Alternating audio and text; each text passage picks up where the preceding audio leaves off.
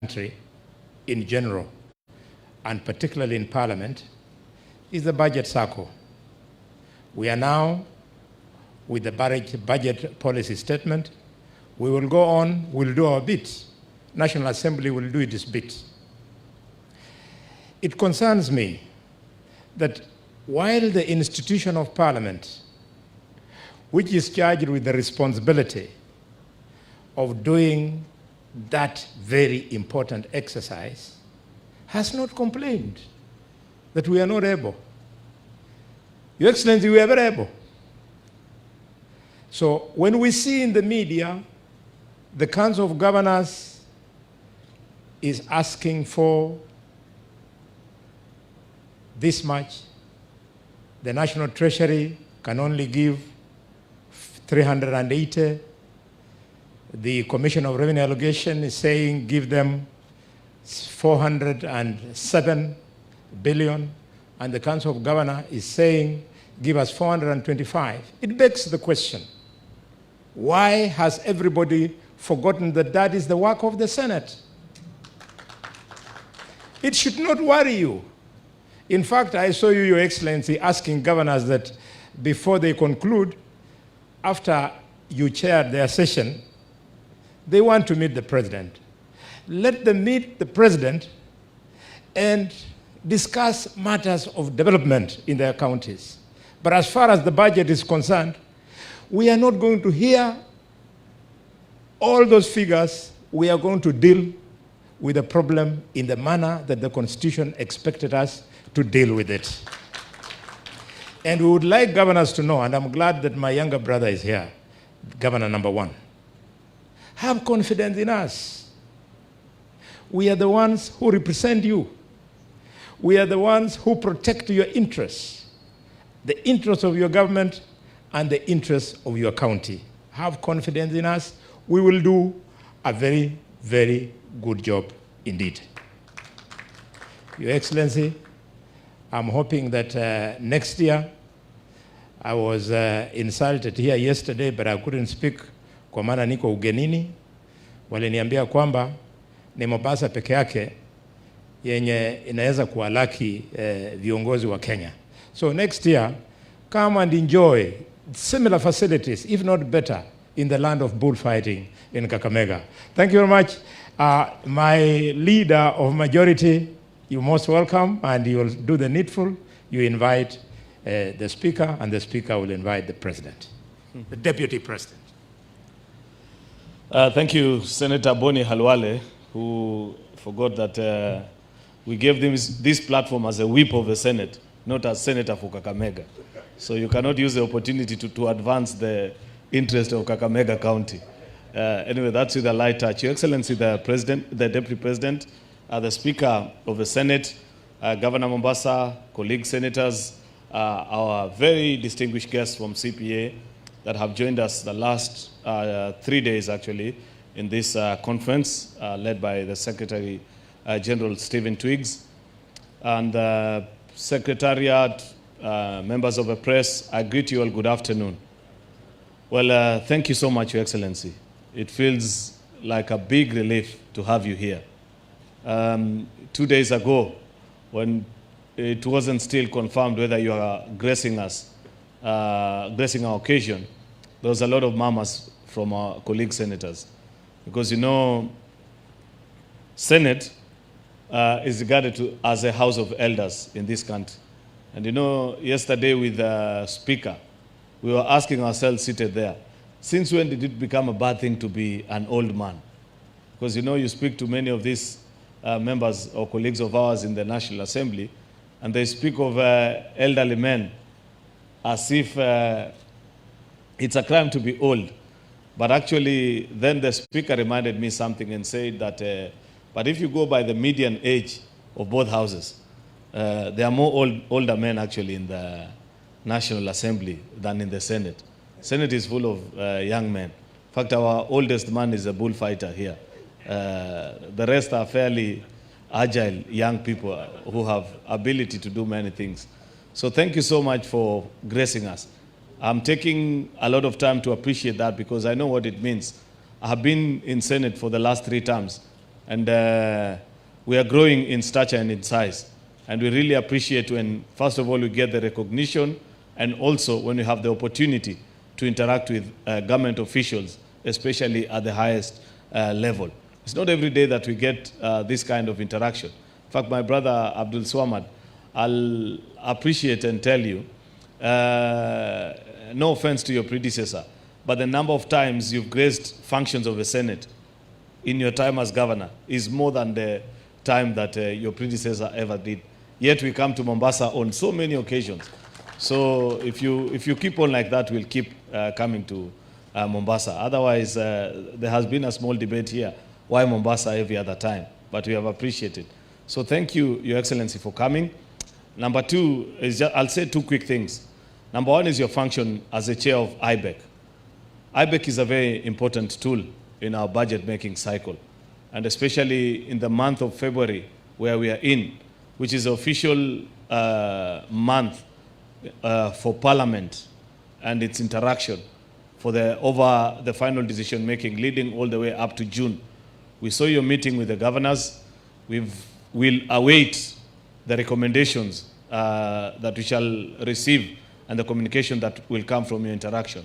But I think going forward, it will be extremely important for your office to be a key interlink, at least administratively, between the Council of Governors and the Senate specifically, in terms of engaging and ensuring that if there are any issues that arises, you have your office has the stature and the ability and the placing constitutionally to ensure that any matter that arises can be canvassed and a position agreed that will be good for in the greater interest of the people of Kenya.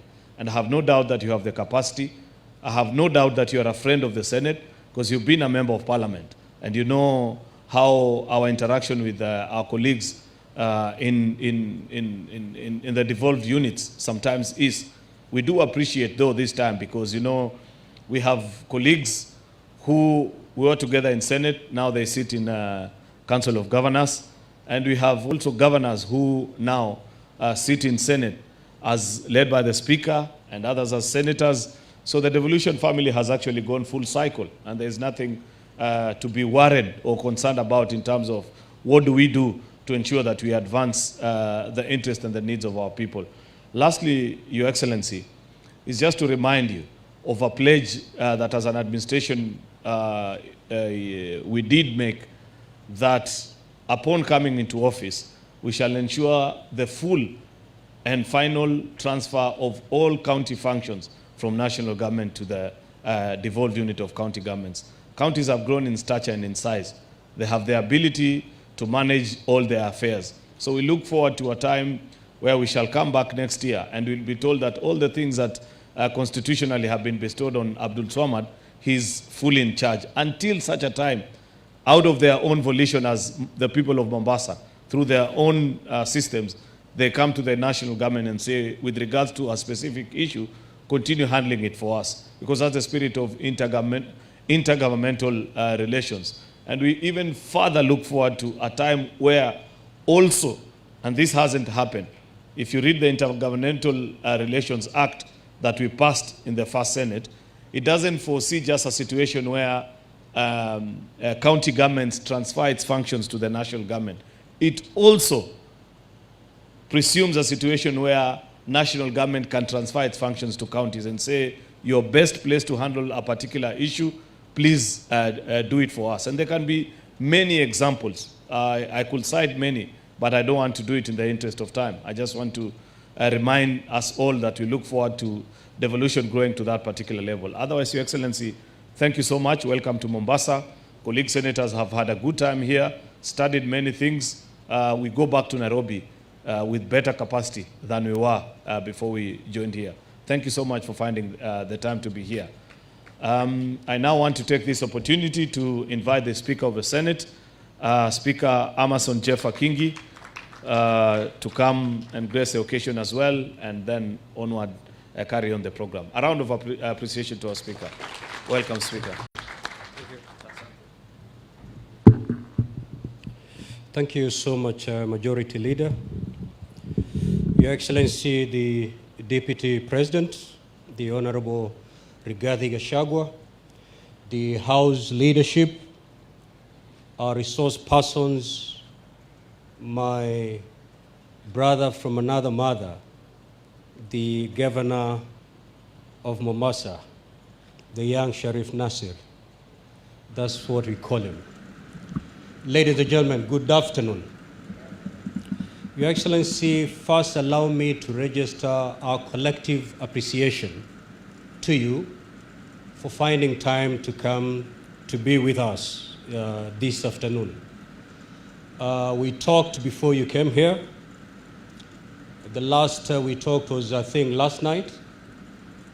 And we do not take it for granted, your presence here. From your diary, clearly you're constrained for time. But still, you told me that you will purpose to be here, and today you're here. We feel greatly honored by your presence. Let me also appreciate our resource persons. Your Excellency, we have been here for about 3 days. This seminar is the post-election seminar, basically to equip senators, more particularly the new incoming senators, with the capacity required for them to discharge their mandate as senators. And this is a seminar that has run parallel to the one by the National Assembly. And the common denominator of these two seminars are the resource persons. They have been running up and down, changing venues. They will come and address the Senate. After they're done, they'll run across to go address the National Assembly. So we really appreciate our resource persons. So that you may be able to know them, I will mention them by name, and when I mention your name, kindly stand up so that His Excellency, the Deputy President, can be able to see you. We were honored to have the presence of the Secretary General of the Commonwealth Parliamentary Association, Honorable Stephen Twigg.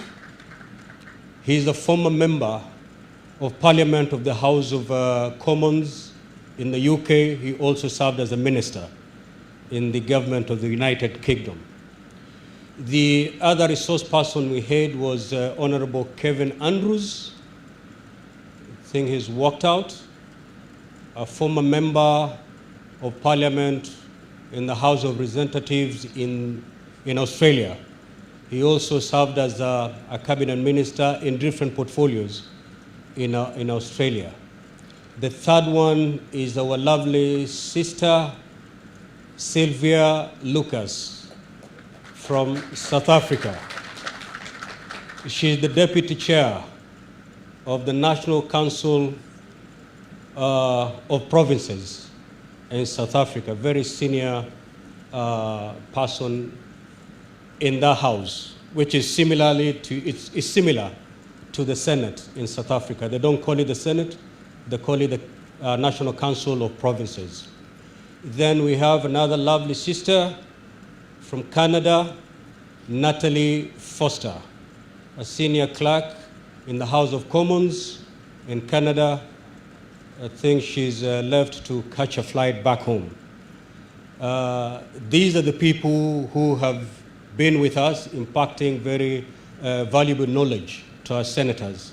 And we do appreciate the great work that you have done.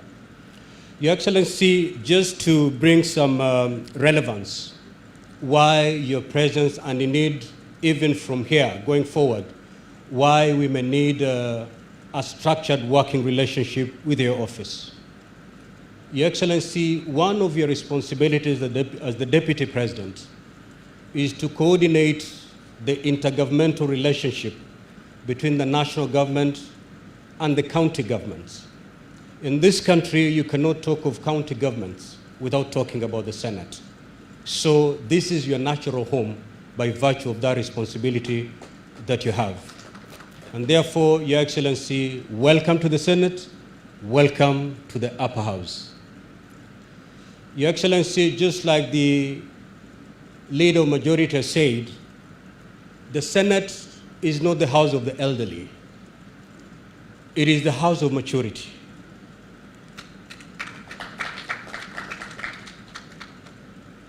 You will not, for example, see any senator with a placard out there, because we know the better ways of handling issues. It doesn't mean that the Senate does not have issues. We do have issues. But we choose and deliberately elect to pursue better avenues and achieve the very same results. Your Excellency, courtesy of your responsibility, and that's why last week when we met in State House, I asked you if I could pay a courtesy call on you, because I wanted us to discuss how then do we structure a working relationship between your office and the Senate to better carry forward the issues of devolution. The Senate is the protector of the county interests, and I believe there is a triangle that once we put it together, it can do magic. Your office, the Senate, and the COG. Once the three offices come up with a structured way of engagement, I believe quite a number of things will find solution. One example in point, Your Excellency, is you did some very fantastic job some few weeks ago when you summoned MCAs, wrangling MCAs. In the Senate, we have the Devolution Committee, which has been extremely busy visiting counties to talk to them, to talk to MCAs, to talk to governors. We are doing this because it is extremely painful to handle an impeachment motion in the Senate. And to forestall many impeachment in this country and in the county assemblies, we have decided to empower the Devolution Committee, not just to wait until they receive impeachment motions, but to go handle issues before they get to the level where a governor gets impeached. And that is where we can draw your wisdom from the office. And Your Excellency, in the few weeks coming, I'll still seek for courtesy call so that we can engage and see how we can structure our engagement. Lastly, Your Excellency, in my yester life, I was the governor of the neighboring county here, Kilifi County. And I used to serve as the chair of the legal committee in the COG. And one of the issues I used to push is the completion of the unbundling of the functions. We left COG with that still pending. Your Excellency, using your good office, it will be good if we complete this exercise. 10 years down the devolution journey, we cannot still be talking of not having completed the unbundling of the functions. And therefore, as we come to engage you, this is one of the issues that will be on our plate to see how we can be able to discuss it and find a solution to unbundling the functions. Now, once we unbundle, the magic about unbundling a function is because once you unbundle a function, you can be able to cost it. Today, the reason why the majority whip has given you many figures, from the executive, we're being given 380, from CRA, we're being given another figure, from the Council of Governors, we're being given another figure. The reason why we have many figures is because, one, we have not unbundled the functions, and two, we have not costed the functions. When we unbundle and cost the functions, the amount of money, the final figure becomes rather automatic, because you need to ask yourself, if we unbundle the health function, for example, cost it. If the national government was the one to implement the health function, how much in this financial year would it incur? Then transfer that money to the county governments. So we will not even be talking about we have met the constitutional threshold of the 15%, because we will have gone function after function. So, Your Excellency, these are the areas that we believe we can draw collaborations, partnership with your office to see to it that we complete this particular exercise. It is not my time to make any speech, Your Excellency. This is your day to talk to the Senate. And ladies and gentlemen, it is now my humble duty to call upon the Deputy President of the Republic of Kenya to come and make his remarks. Kindly karibu, Your Excellency. Tuendelea nyayo sio? Twende. Karibu. Riggy G. Uzungumze na senators.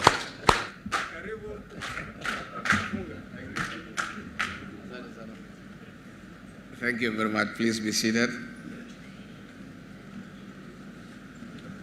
Let me make a few remarks of what has been written for me by people who are paid to organize my thoughts. And then I can say something from my head. The Speaker of the Senate, Right Honorable Amson Jeffer Kingi, the Deputy Speaker, if present, Secretary General of the Commonwealth Parliamentary Association, Honorable Stephen Twigg, the House Leadership, Honorable Senators, distinguished ladies and gentlemen, it gives me pleasure to join you this evening for the closure of the 4th Senate Post-Election Seminar. I wish to thank you most sincerely for your patience and participation in this noble cause for the last few days. His Excellency President William Ruto and I are appraised of the progress you have made and effort put forward.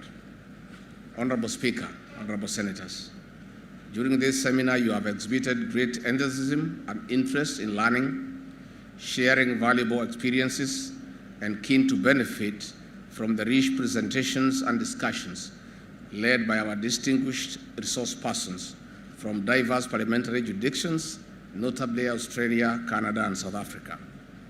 This will go a long way to enriching your level of debates and contribution towards House business as you discharge your mandate. Once again, on behalf of the Executive, I convey gratitude and a big thank you for sharing your valuable experiences with our political leadership. Honorable Speaker, Honorable Senators, during this seminar, a myriad of issues, challenges, and opportunities were canvassed and deliberated upon. A few of them have risen as pertinent highlights that they require some reaction, engagement, and further deliberation for viable intervention. It is my hope that the House leadership will take appropriate measures to dispense of those matters for smooth running of the House business. Honorable Speaker, Honorable Senators, allow me to focus on separation of powers. There is need to observe and embrace the significant separation of powers in managing relations among the three arms of government.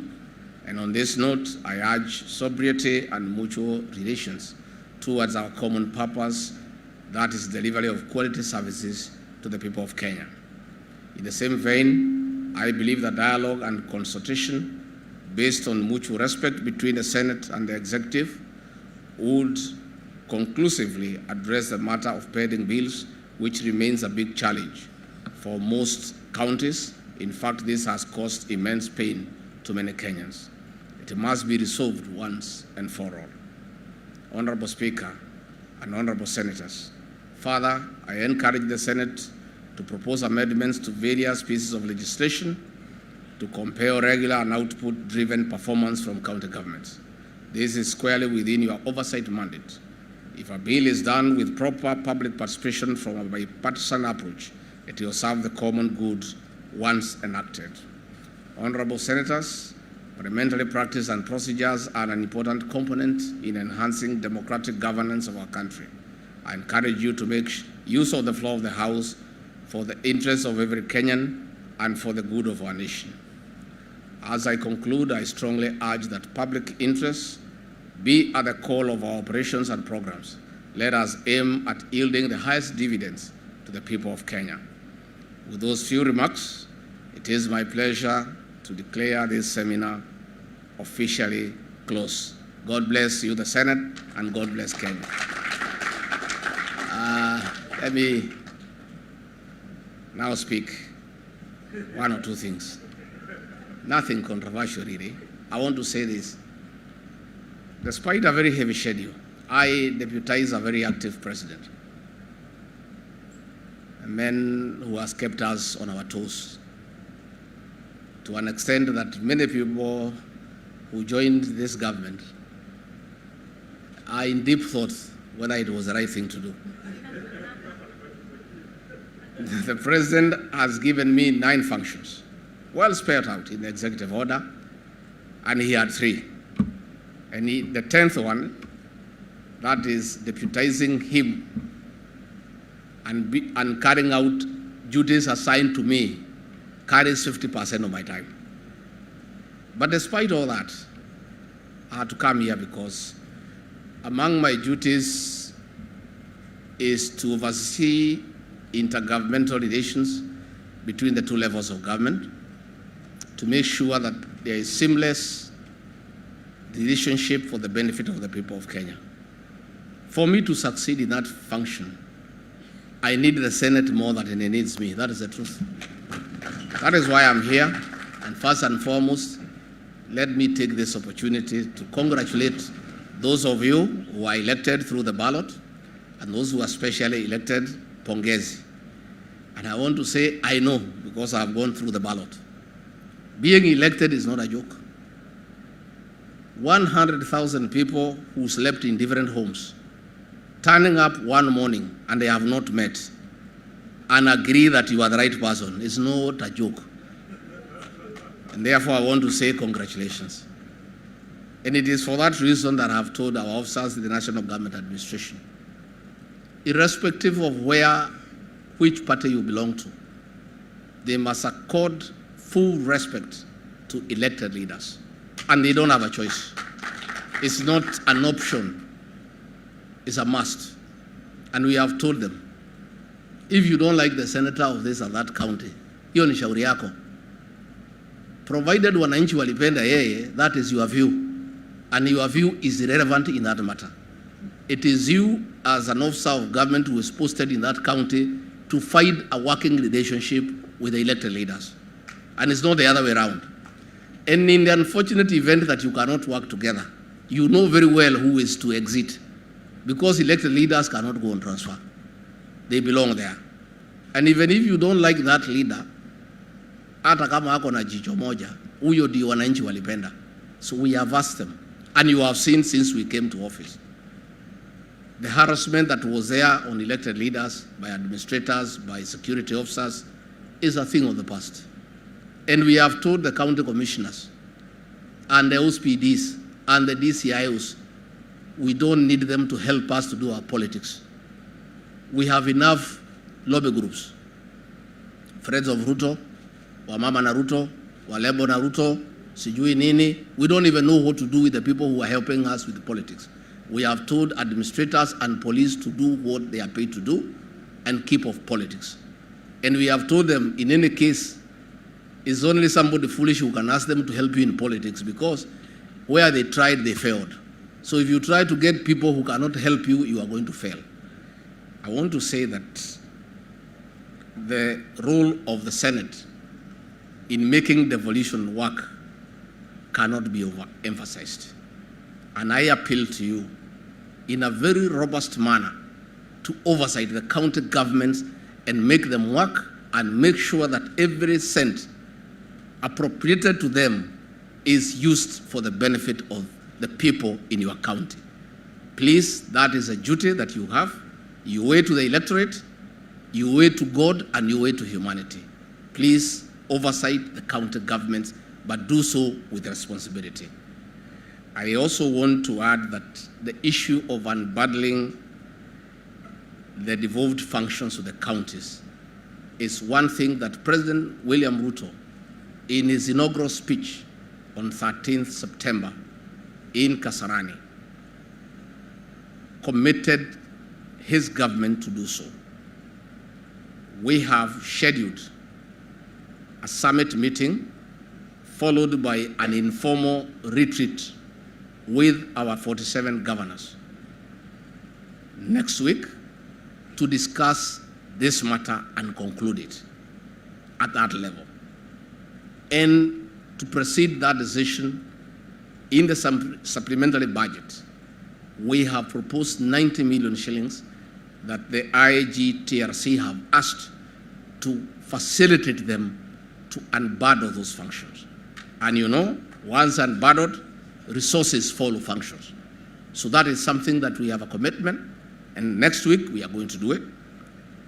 Why the president has agreed to sit with the Senate, with the governors for 3 days informally, it is because of his level of commitment to the success of the devolution.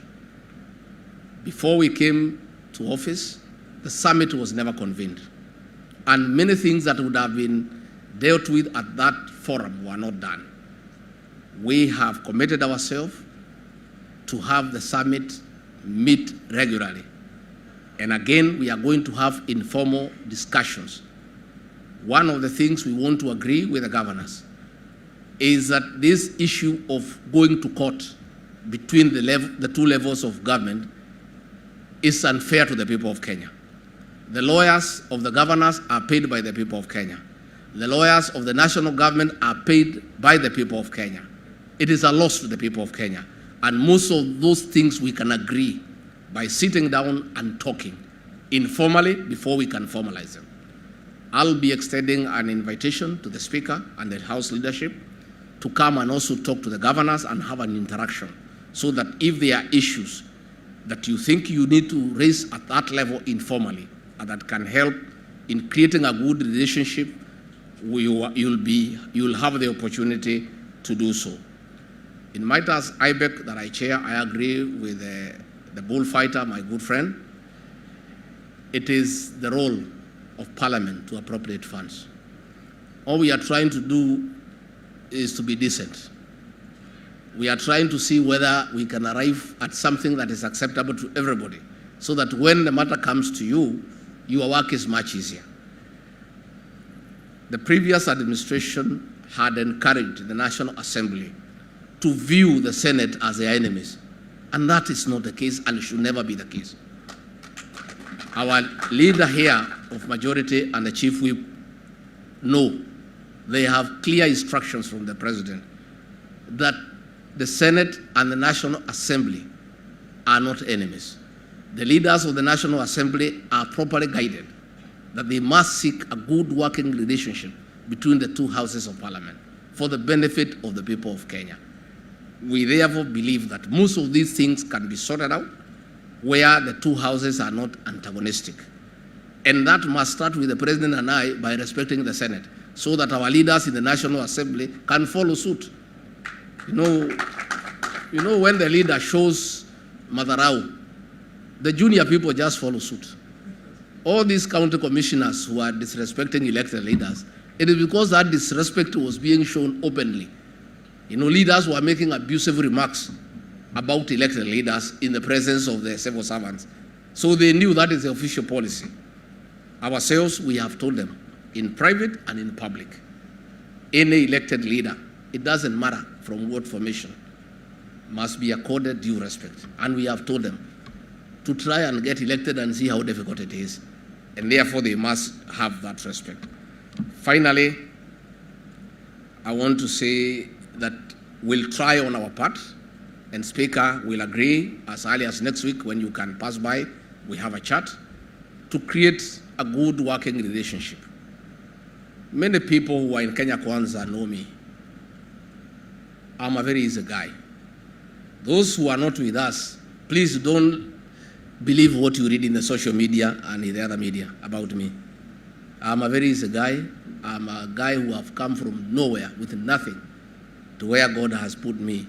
I've remained a very humble person. I respect everybody's opinion and I listen very keenly.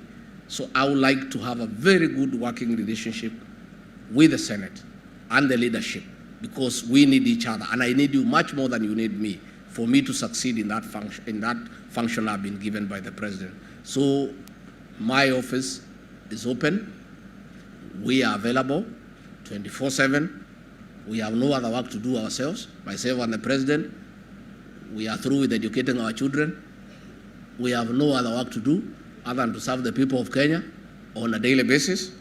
And that is why when there was trouble in Kericho, I looked for the MCAs and I told them that that situation is unacceptable. They cannot store development in Kericho, and they cannot have Kericho being in the press for all the wrong reasons, and they have been properly aligned. I am working on Meru, and I want to thank you for the decision that you made in the Senate. Meru, for me and President William Ruto, is a critical county in our scheme of politics and mathematics, and we would not want Meru to go the wrong way. I have met the members of parliament, I have met the MCs, I have met the governor. And on Monday, we have a discussion. I am going to mediate to create peace and harmony in Meru County for the development of the people of Meru to proceed without problems. I hope there will be no other problems elsewhere. In an unfortunate event that there are problems elsewhere, I'm available, because we must make devolution work. And there is no way there will be progress in the midst of noise and conflict. We will try from where we sit to mediate and create peace and harmony among elected leaders for the benefit of the people of Kenya. So I want to say I'm very grateful that you called me here, and I look forward. I was in the National Assembly. I had friends in the Senate. I have many friends here. Others will become friends. And we are easy. Call on us anytime. And we have no issue with anybody. Sometimes we may make very serious pronouncement out there. It depends on the circumstances of what is happening. So today we have no reason to say anything acrimonious, because that's the way the situation is. But that does not tie us that if situations change, we will not comment. You know, this morning, Bonnie, I've received more than 200 invitations to attend Harambes. You know, the Uhuru government had taken my money. It was released yesterday. Now, everybody is planning for that money. That's the world we live in. Kila mtu ananialika Harambee, because it sounds like a lot of money. So that is the situation. And because I'm a son of my mouth, the Mau people are saying it's their money. So this is the world we live in. So from time to time, we will say one or two things. And I want to say, we want to ask the Senate to back the President and the Executive in ensuring that everybody must pay tax. It doesn't matter who you are. We are going to develop this country with our own resources, because we have stopped borrowing. Because we are saying, if you are in a hole, don't continue digging. First stop digging and figure out how to get out of the hole. And one of the ways of getting out of the hole is collecting tax from everybody. It doesn't matter how far back it goes. And also stopping exemptions. Nobody will be exempted from paying tax in this country. And if you want to be exempted from paying tax, you buy an advert in the newspaper and apply to the people of Kenya. The President, the CS National Treasury will not exempt anybody from paying taxes. So let those who have not been paying taxes not get jittery. Just make arrangements. You have not been paying tax, well, lipa kodi. And if you have a problem with what we are asking you to pay, we are open for discussion. You can come, we agree on how to, a plan on how to pay kidogo kidogo. You can pay us $1 billion every month mpaka umalize. Kuna shida? Kuna haja kupiga kelele? Ya Mungu ni ya Mungu, ya Kaisari ni ya Kaisari. It's very simple. It's in the Bible. What we are doing is what is in the Bible. Tax you must pay. And everybody must pay tax. Senators, you pay tax. Your pay slip is there. Unalipa kodi hapo. Kama wewe ni senator umechaguliwa unalipa tax, hata wewe utalipa. Hata ukipiga kelele, hata ukienda wapi, kodi utalipa. And that is, and there is no negotiation, because how we are collecting 2.2 trillion against a budget of 3.6 trillion. All the 2.2 trillion is enough for servicing public debt and paying salaries. We have to borrow money for development. And that money we are borrowing for development, the people who are in office, they were lending money from government to their own banks. at 14%, at 12%. This country was sinking into a hole that will not get out. So we stopped that borrowing, and we are saying, instead of borrowing, let those who owe Kenya money pay. And that money we shall collect, and there is no discussion, and there is no let-off, and we will not be intimidated because we have a responsibility to the people of Kenya. The issue we had with the Council of Governors is a simple matter. They're asking for 425. CRI is saying, in our scheme of mathematics, you can give 407. The national government is saying, that is good. 425 is good. We can give it to you, but we don't have it. 407 is even better, but we don't have it. We only have 380. So, if you want to hang us, we are helpless.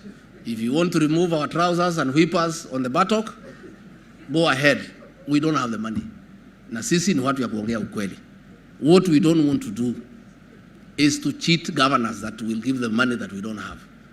They were promised 50 billion, it never came.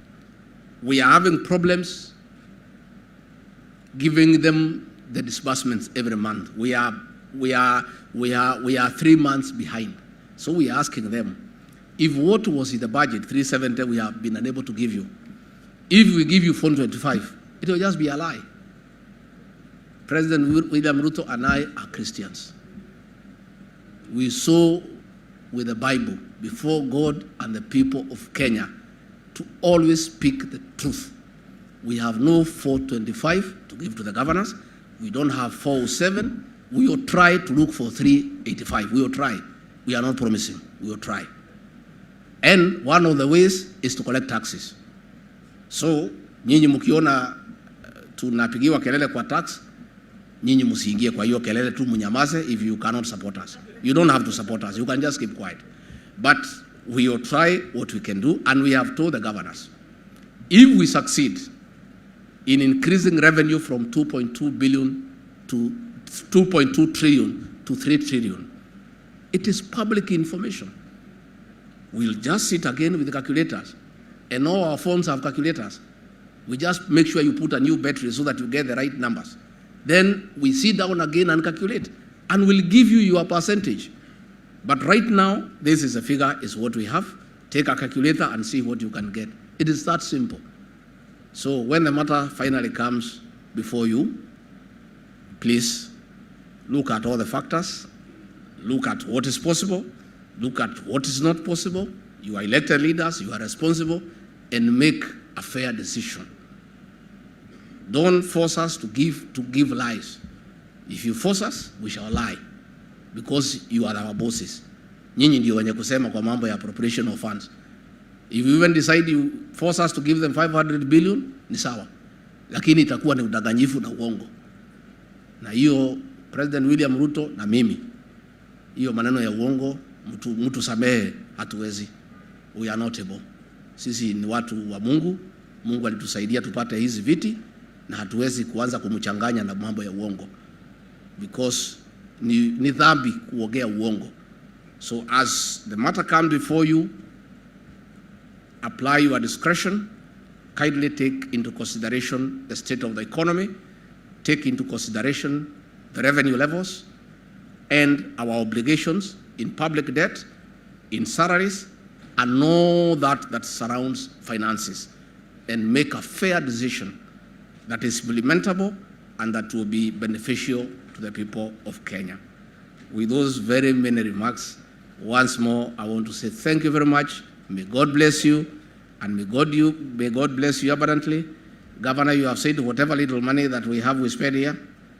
If you are targeting that 2 billion, I have not been given, because the court order has not yet come. I hope you are not targeting me. So whatever little I have, I'll spend here. Lakini sio ile ilikuwa kwa gazeti, hiyo hakuna. So tumeshukuru sana, asanteni sana na Mungu awabariki. Thank you very much.